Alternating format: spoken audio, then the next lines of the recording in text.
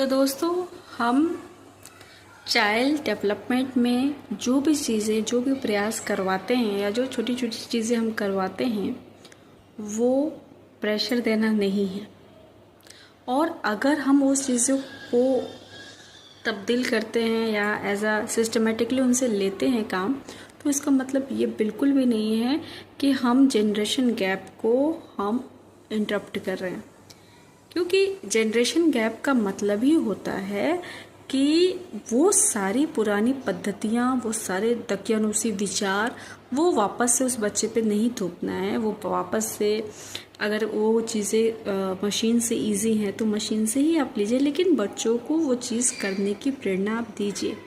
और वो भी चीज़ें सिखाइए कि अगर उनके पास ये सारी फैसिलिटीज़ नहीं रहती हैं जो आपके जनरेशन में थी, तो भी वो हाथों से वो चीज़ें कर सके। जैसे मसाला है, जैसे हम लोग पहले निब पेन से लिखते थे, जैसे हम लोग पहले इलास्टिक से खेलते थे। लड़कियां खास तौर पे आपने देखा होगा कि इलास्टिक एक दूसरे को पहना के और वो खेलती थी। यानी ये छोटी छोटी चीज़ें हैं जो चीज़ें आप बच्चों को प्रेरणा देने के लिए उनको करा सकते हैं। उससे क्या, उनका माइंड भी डेवलप होगा और सब कुछ ठीक भी चलेगा।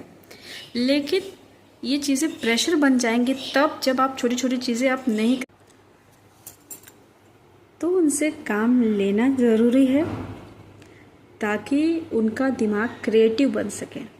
क्योंकि सिर्फ पढ़ाई पढ़ाई पढ़ाई और ट्यूशन ट्यूशन ट्यूशन और singing classes, dancing classes, swimming classes, तमाम क्लासेस से बेस्ट है माँ बाप की अपनी छोटी छोटी क्लासेस। और फिर भी आपका बच्चे में आप डेवलपमेंट देखेंगे, इवन और भी अच्छा डेवलपमेंट देखेंगे। पढ़ाई का एक निश्चित समय बनाइए, उस समय पर पढ़ाई हो। और जिस समय अगर आप बच्चे को नहीं सिखा सकते या बच्चा बहुत ज़िद्दी है या नहीं कर रहा है, तो आप खुद भी काम कीजिए और उनके फादर को भी बोलिए वो काम करते रहें। और उनके दादा दादी हैं तो उनको भी बोलते रहिए कि काम करते रहें।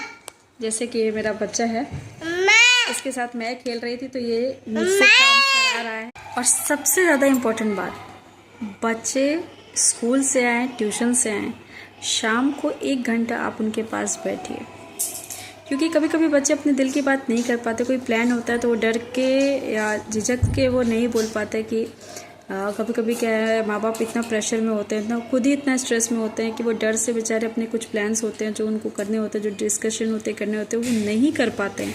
इसलिए डिस्कशन करतिए और बच्चों के मन का बात जानिए। 1 घंटे या आधे घंटे ऑफिस से आके सोते वक्त ही उनको स्टोरी सुनाते हुए भी आप उनसे ये बातें कीजिए कि बेटा आज क्या हुआ, क्या क्या किया तुमने। ये सारी चीज़ें पूछना ज़रूरी है।